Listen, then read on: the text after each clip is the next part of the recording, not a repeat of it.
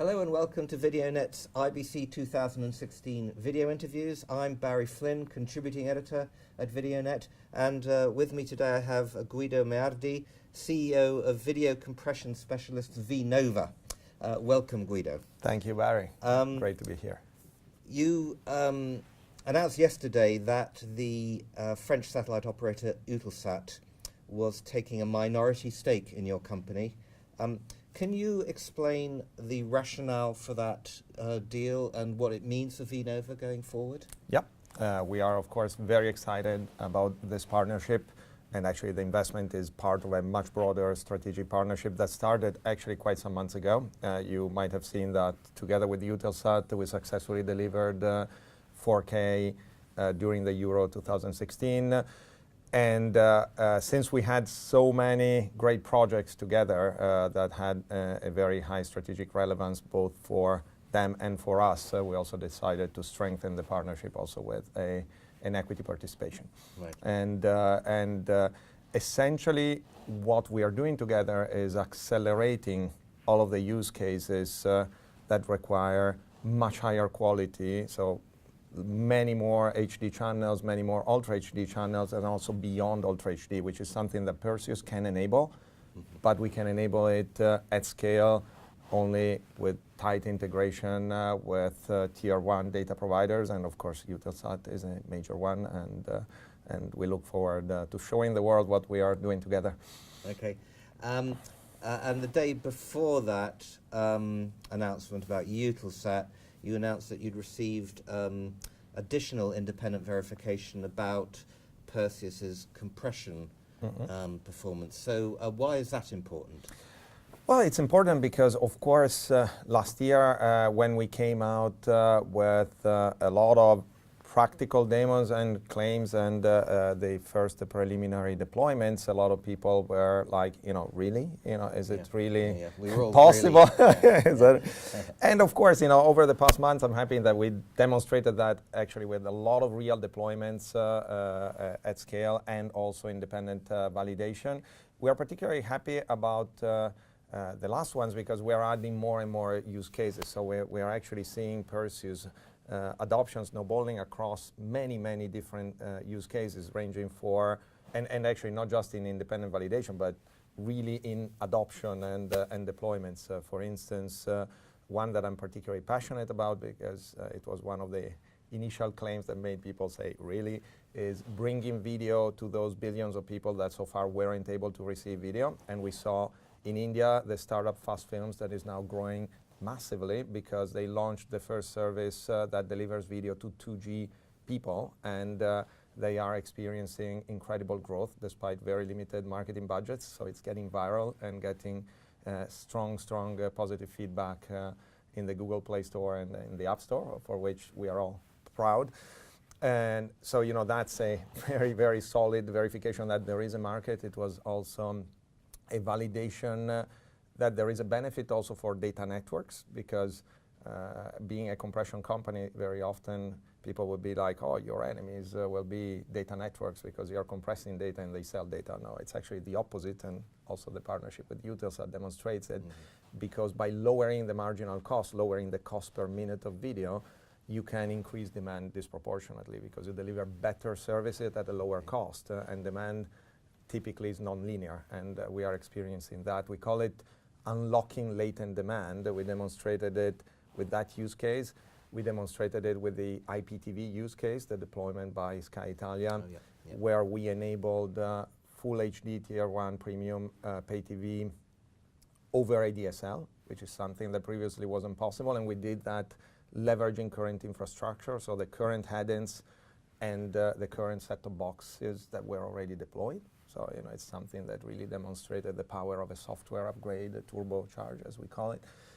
Then also this independent validation proves the case for full HD mobile video at practical bit rates, so something that can be received with 3G and 4G networks and can be received at a cost that doesn't drain the the data rates of end users, because end users in mobility pay for the data rates.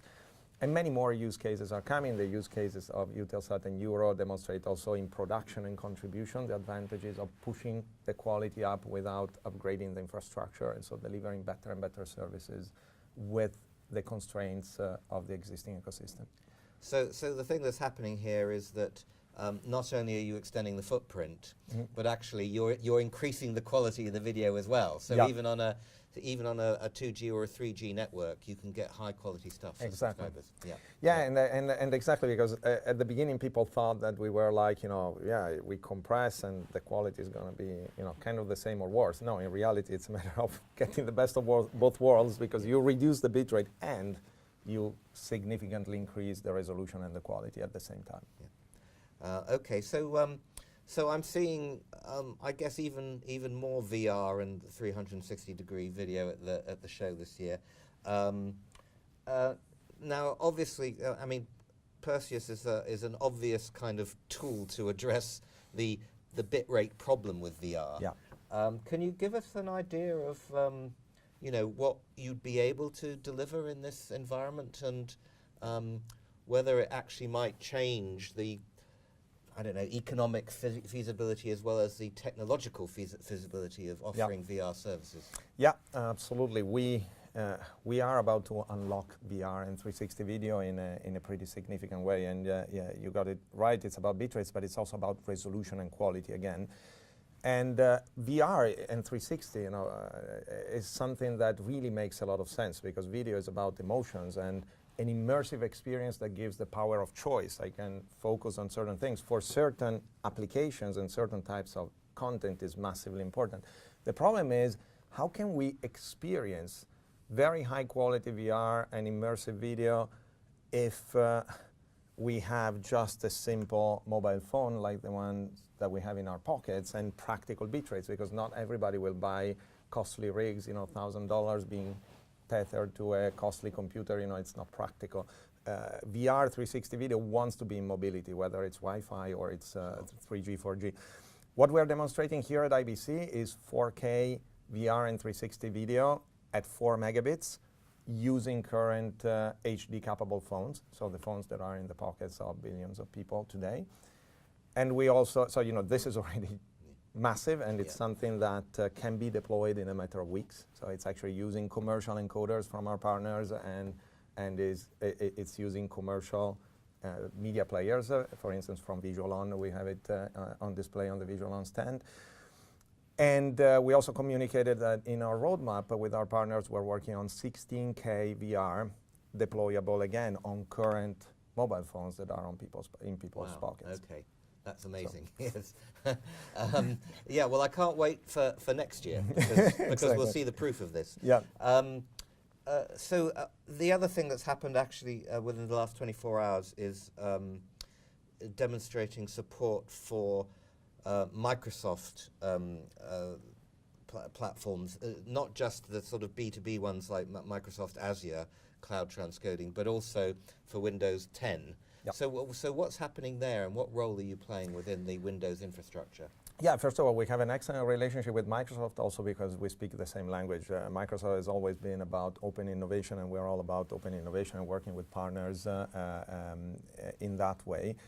And what we're demonstrating here at IBC is our integration within the Microsoft Azure cloud platform and Windows 10 media libraries. This enables operators to launch services with Azure, delivering PERSEUS video to the first largest install base of decoders on the planet, I would say, ranging from Xbox to PCs, laptops, Surfaces, tablets, mobile phones, and HoloLens.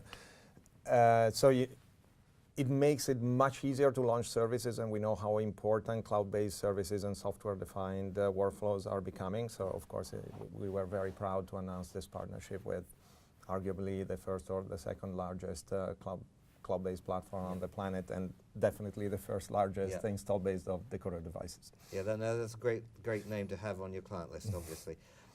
Look, that's all we've got time for at the moment, Guido. Very exciting. I really am looking forward to seeing VR on your booth next year as well as this year. This year as well, you know, because it's already... no, that's my next stop. Thanks for your time, and thank you, the audience, for listening. This is VideoNet's IBC 2016 series of video interviews. Goodbye and see you later. Thank you.